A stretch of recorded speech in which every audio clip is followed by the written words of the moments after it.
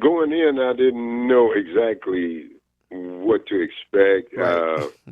Um, um, you gave me a little demo. I think you hummed a I little hummed bit it. of, I hummed it. yeah, I you hummed sure. a I little bit always. of I what, hum everything. Hmm. yeah. So, we used that as a basis to go upon, and then we got in the studio and And just I let came. it go. And I came to your house. What I did, I hummed it, but then I came Oh, to your that's right. house. That's right. You came over and I. we had a little rough sketch. That's right. And man, Mm-hmm. but Mose, I love you for picking me up, man. How did you? How did you? Now that's a compliment for a guy like you, a genius like you, a high tech musician. How how did you feel me like that, man? Did you feel what did you feel about me for you to pick me up the way you did? Well, that's the way Bohannon does. Same Mm. thing. Mm. He'd hum something, and then we just pick it up and go from there. So that's the way it is with me. You hummed it, and I got it. Yeah, Went from you there. sure did. Mm-hmm. And I love Mm-hmm. getting excited. I love saying, "That's it, that's it." My Mm-hmm. mother's the Oh, same way. Like when my mother hears a groove, my mother goes, mm-hmm. "Yes, that's it." She has the Holy Ghost. I'm just like my mom when it comes to that. Like Mm-hmm. that's it, that's it. And Mark Mm-hmm. Adams and Jimmy Brown and Marcus Candy State and Young Hearts Run Free, her son. Mm-hmm. That Mm-hmm. brother, him and that foot pedal. Mm-hmm. Marcus Williams is one of the greatest underrated drummers ever. Mm-hmm. Marcus is underrated. I mean, Marcus is up there with Diamond from the Ohio Players and Michael Mm-hmm. Beard from the Barcades and Uh-huh. Buddy Miles. Oh. Marcus is a bad Mm. dude, man. And then we had Larry Hall on rhythm guitar, correct? That's true. See. Mm-hmm. So, uh, what? Let me ask you a question, Mose. What's your take about me as a person, man? What's your thoughts about me? I want you to be honest. Um, That eccentric. was a long ass pause, my brother. Yeah. Well, What that? You yeah. supposed to say Yeah. something real quick. Oh no, because you're not that kind of person. Yup. You know. Right. I got to think about it before I answer that one. You know. Yeah, I have to give that thought. But creative, on the cuff, realistic, truthful. You know, Now, just from not necessarily political. Mm, Speak what you feel, yeah. regardless of the pain. Now, for my personal ego purposes, because I'm an old man now with a pot belly. But how how was me and the ladies back in the day, bro? I tried to take one of them.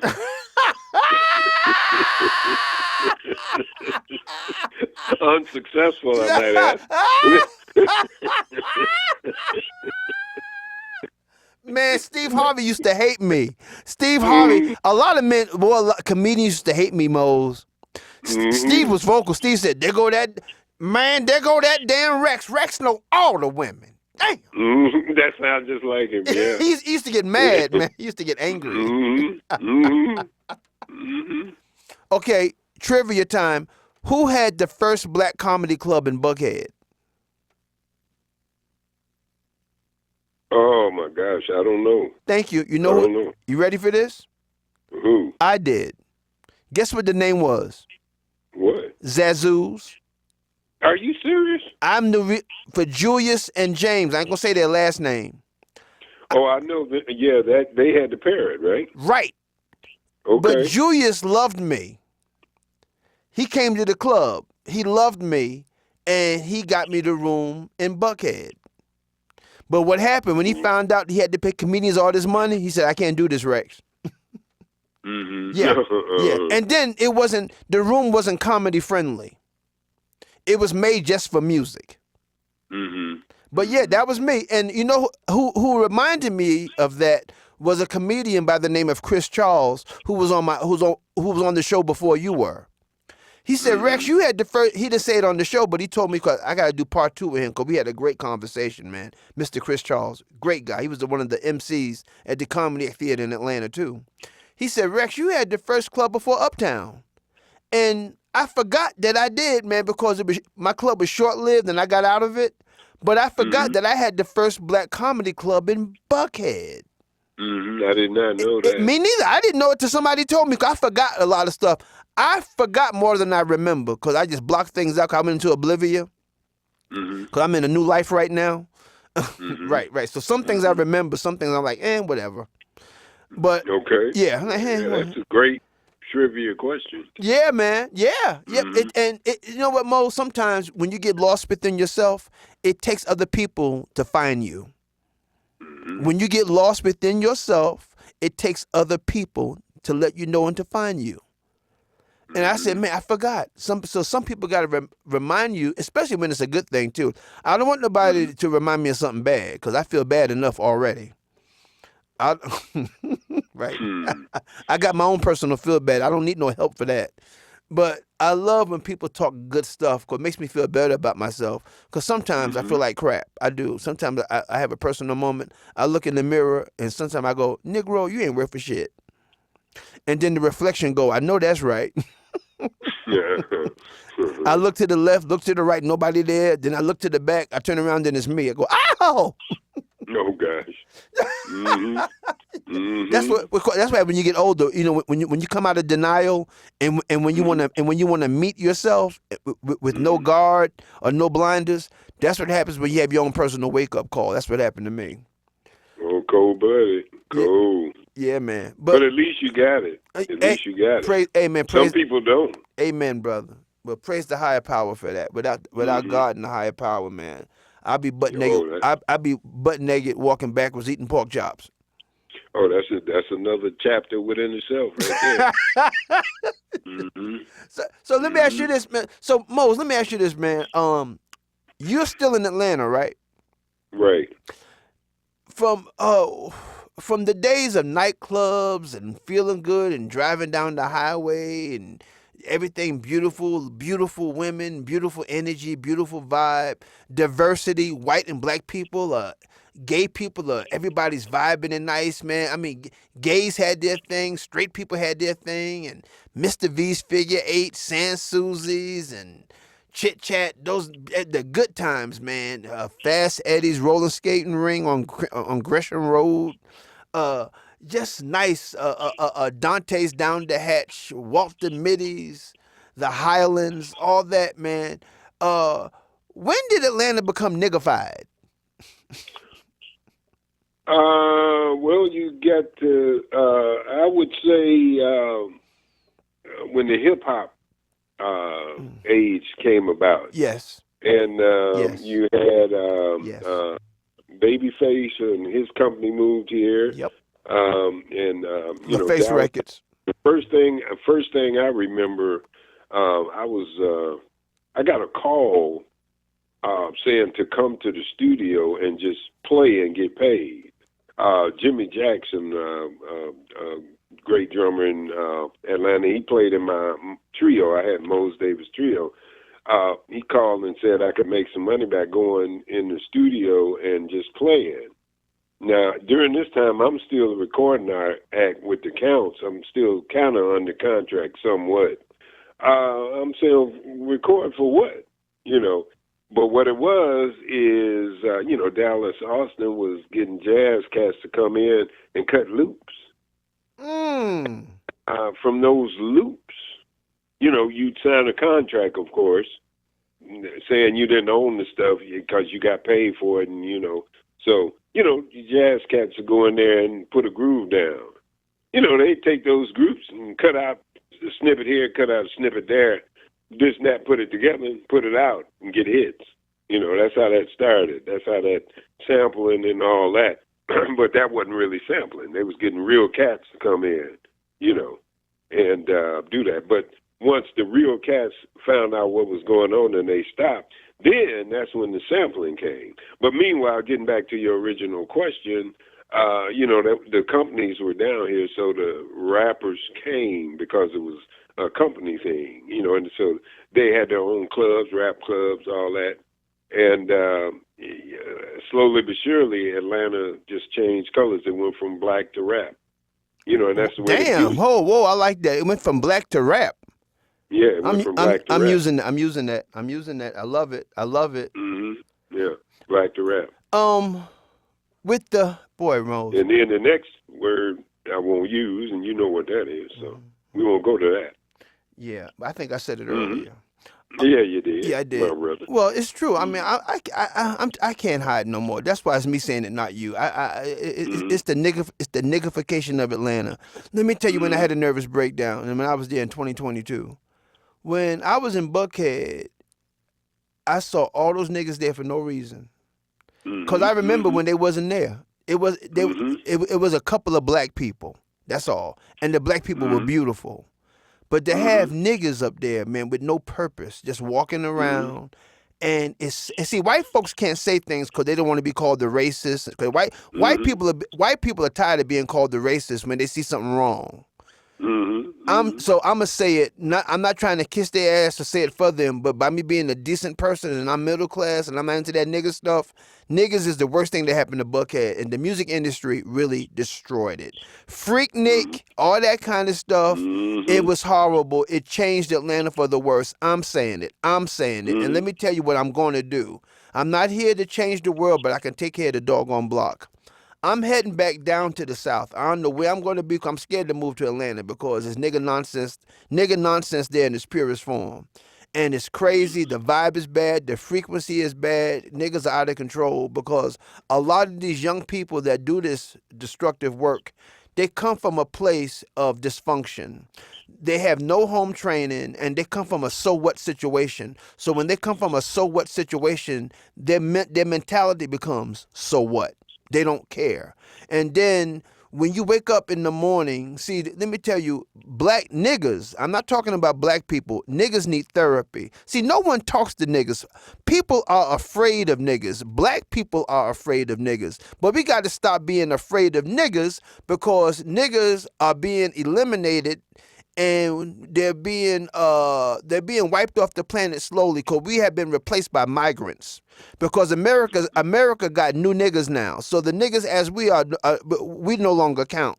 We already served our purpose because white people now have become the new niggas now. Because white people got their own selves to worry about. Becky and Connor, they're on fentanyl. Okay, they're on drugs. I ain't talking about no crack. Becky and Jennifer and the nice little white girls and Brad and all those nice white Tyler. Those white kids are on that shit. Okay, and they're sleeping in tents. They're homeless. I'm talking about Colorado. Okay, I know this is everywhere, but I live my home is Colorado. I've been here since 1998, and to see the flip of what's happening with our culture is amazing. Americans are becoming third-class citizens, and we're welcoming a new culture of people in here, okay? And it's over. I'm giving people the wake-up call. It's over. So while it's beginning to be over, I want to talk to the niggas for a minute. Niggas, you need to calm your ass down because everywhere you go is metal detectors, is nigga shit, broken windows, you're breaking into cars, you're doing dumb shit because you have nothing to do. And guess what? It's not your fault. You are a victim of cultural circumstances. When they closed down the boys' clubs, when they took away activities, when they took out instruments in the schools, when they took away music out of the schools, they left you nothing to do but to create beats with your mouth. And then instead of picking up a horn, playing the piano, a cowbell, or a conga, you start doing shit with your mouth. Boom, boom, boom, boom, boom. Yeah, nigga, boom, boom. Yeah, boom, boom, all that shit. And then what happened? It became a culture. Now it's your tragic norm. Nigga, you need an elder in your life, and I'm going to come there. I'm going to be working with young black kids between 12 and 18. That's what I'm going to be doing. I'm not going to talk about it. I'm going to help niggas out. Because somebody got to help them. Because people gave up on niggas. That's why niggas kill each other. Niggas are crazy because people gave up on them. I'm going to take a chance and work with some niggas because they need help. They need therapy. And a lot of them wasn't burped as a baby. So since a lot of them wasn't burped as a baby, they got issues, and we got to fix the shit. Because I'm going to tell you, that dirty South shit, that freaknik is the foundation of current insanity. When I come down South and when I see women who look like Rick Ross, when I see women who look like Lil Wayne, That's not right. Because they used to be Georgia peaches. Now those peaches turned into damn Georgia plums. Mm. Okay, I mean, and they need to close some of them damn buffets down, and every corner got a chicken place. Ah, damn! A chicken don't stand a chance in Georgia. No. A chicken don't No. stand a chance. They got KFC, Zaxby's, Wingstop, Wing Woo Chicken Shop. Chinese man got the chicken place. Then they selling crispy chicken at the damn gas station. You can get unleaded gas and some extra crispy. Mm-hmm. And the chicken You is go out good too, the cause I had a driveway. piece. You go out the driveway and go across the street and get you a McDonald's. Yeah, and they got chicken sandwiches. Yeah. Right. Hey, I went to that gas station. I went to that East Indian gas station and got some gas and chicken. I went back and got another piece and still complain. I said, let me get one of them biscuits, motherfucker. Yeah. Yeah. But let me say, but let me ask you, man. How have you made it, Mose, being a musician in Atlanta? I mean, you play a real instrument. How did you make it being you when everything changes, but you still stayed the same? And I mean, I know it's a blessing. I know you give it to God, man. But what do you, along with the higher power and the universe, what do you think it is that in the Mose Davis staying power through it all? Well, you're saying it is definitely a blessing, but my thing is, I keep my eyes on the pulse. Wherever I play or whoever I play to, I focus on the pulse of the people. So what if they like rhythm and blues, if they like rap or whatever they like, playing an acoustic piano, I can get the feel of any of that. So my thing is I play to people. It's not a skill set; it's a blessing. What I do, and man, I make people happy. You did a wonderful job with Snoop Dogg's Gin and Juice. I heard you play Gin and Juice, and you did 5 Minutes of Funk by Houdini. On a grand piano. On a grand piano, man. That sounded great when you did that. And people, they just tonight, a young fella came up to me and he asked me. He said, "Can you play Mission Impossible?" That's like talking to Br'er Rabbit, telling him to go in the briar patch, man. So I lit up the airport with Mission Impossible just tonight. Don't. Yeah. With all the little nuances, when Bernie was messing with the wires. You were doing that. You were playing that. Them little innuendos. Little innuendos. Yeah. You were doing that too, huh? Yeah. And then in the middle of it, I went into James Bond. Be careful. Oh, no, you didn't. Yeah. And so the airport went crazy, man. You did. You did a soundtrack on the Mose. Yeah, but see, that's just, tuning in and playing to the people. I think that's the reason why I'm able to sustain. Because you tune in because of tuning in. Yeah, you got to tune explain in. that as an artist. It's like Picasso doing a painting. Explain the concept of a musician tuning into the people and and knowing the room, looking at the people. That's artistry. Explain that, Mose, please. Well, it's not running a bunch of scales, not showing them how much playing above them. I want to play with them. I want them to understand what I'm playing. So I have no problem playing Piano Man because I know that the people in the house like Piano Man. Where a lot of musicians will turn their nose up at that tune, I will play it because I know that the people like Piano Man. Then what I'll do with Piano Man is take it and do it the way I want to do it. So, I'll take it and go somewhere with it and go wherever I want to go to make it a hip tune. And then I come back to the original way of playing it to remind them what it is and go out. And as a result, they love it, So, it's a thing where you just gotta, let me see it. Let me pull up some musicians. I'll go back. It might be before you. I don't know. Lou Donaldson. You hip to Lou Donaldson? No. Okay, I'll move up a little bit. Herbie Mann. Yes, the flute player. Oh, yeah, Herbie was just he played stuff that sounded good. Yes. You know, I, it me- wasn't I remember all that cut about he. his I remember that cut he did called Hijack. hijack and coming home, baby. Yes. You know, but it's just you got to play stuff that people want to hear. You can and make them pat their foot and stuff and groove to it. And then, but the main key, you got to play to women. Oh, yes, sir. You got to play to the women. You have and to. Women don't want to hear no bunch of scales and all that. No. They want to feel romantic. They want to feel good. You know, and you got to play to them. Brother, I was telling Doug Ramsey, one of my great guests that comes on the show, and his partner from After Six Productions, Mr. Dan McCullen. I was telling him that when I do my live shows, when I bring Funk Lounge Talk Theater live, I said I want to attract women. Got to. Women. I said women are the best. I said women for me. I love the way they laugh. I like how they listen, and I like to cater to women, man, based on. I was talking to Chris Charles about this because a lot of women. I said, "Boy, Chris, women love you." Women, like I was talking about his comedy. Women, man, when you are a performer and when they like what you do, you can, as an artist, you can get so much from them. When they love and like what you do, man, when they love your music or anything you give them, when they smile, when they say thank you, when they're highly intelligent, when they're like brilliant, when they're like a doctor or they're like high tech and they say thank you, that means so much, man, because women are unique people anyway. Anybody that can have a human come out of their womb is cold-blooded. Okay? Okay? Anybody that can carry people with them, they carry people. They carry people with, that's my logic. They carry people with them. You got to give them something back. You know?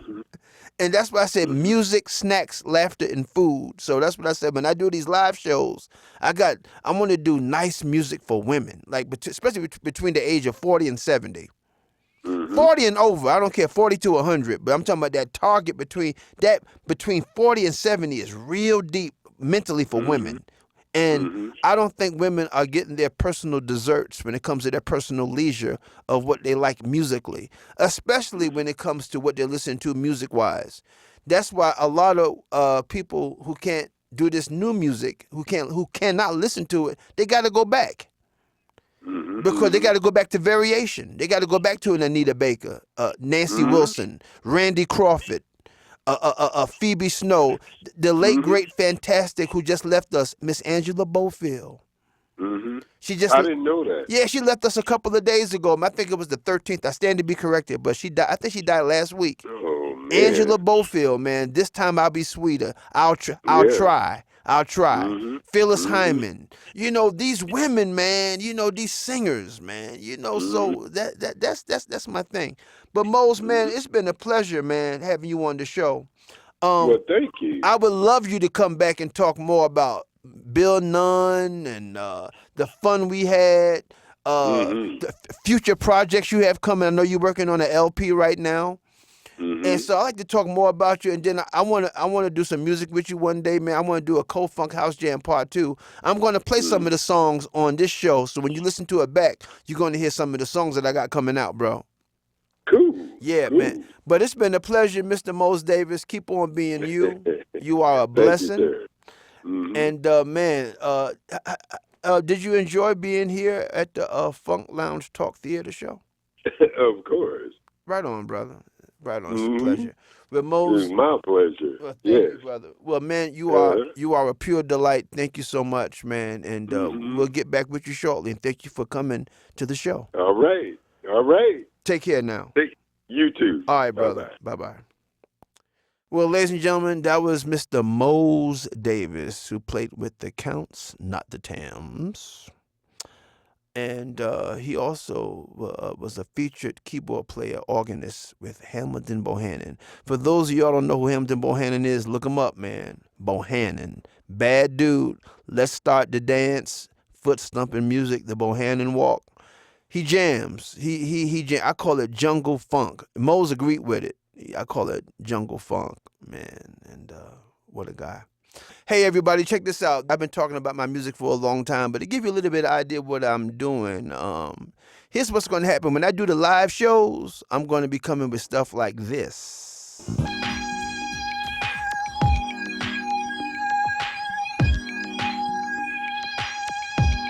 Ow! The jam, the funk,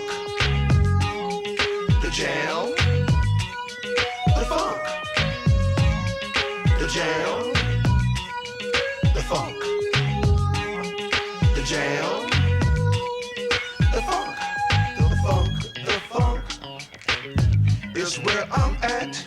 The funk, the funk, I'm bringing it back. The funk is where I'm at. The funk, I'm bringing it back. The funk is where I'm at. The funk, ow, it's back on track. I'm the man, like to say I am. I'm the man, I like to say I am. The minister of soul, to tell you the truth. Here to do. They took your mind, you lost your words. They did everything to you, they made you stop. But here we come with the soul power. That's why we dig it up. That's why we dig it up. That's why we dig it up. That's why we dig it up. We're gonna dig it up. We're gonna dig it up. We're gonna dig it up. We're gonna dig it up. Oh yeah, I like this. I want everybody on the dance floor on this one. Peep, dig. We are living in a world of chaos and drama and tension. I suggest that all of us get into this freestyle of the body expression. What we're gonna do right now is go way back in the time. The year was 1975, where the funk jam was alive. The E-Man, the master caster, as in the Jimmy, gave us a Jurassic groove that made our bodies move. The E came with a goodie that was called the Bertha Butt Boogie. Back in the day, there was a dance craze at that time called the bump. Right now, we're gonna bring all that back into the now. No sagging, pull your pants up. Let's all shake our rump to the funk. Get into the Jimmy bump.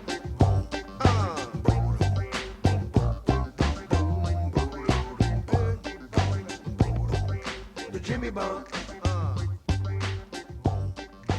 Everybody, hey, this has been great, man. I want to thank my special guest, Mr. Mose Davis, for coming here to the Funk Lounge Talk Theater. And we got more special guests coming. Hey, this show was building. We're going to be in North Carolina. We're going to be definitely in the Washington, D.C. area on the outskirts. I'm going to be in those areas, and I'm going to be down in Georgia. So I'm trying to find my place right now. When I get my definite location, you will know. But stick with me, I'm building. If you like what you hear, tell a friend. And no matter what color you are, who you are, if you like what I'm saying, if you like, with everything I'm talking about, please come in person. Come dance, come laugh, come get your mind stimulated. We have thought-provoking, stimulating talk and conversation. There's some good food, good people. It's like a big living room party. That's what I'm doing, man, just to create a good vibe during these uncertain times, man. So my thing is to give you laughter, music, snacks, and knowledge. This is yours truly, the true to form funk prophet, laugh specialist, feel-good therapist, funk jam artist, poetic conversation, verbal expressionist in its purest form. Until next time, peace.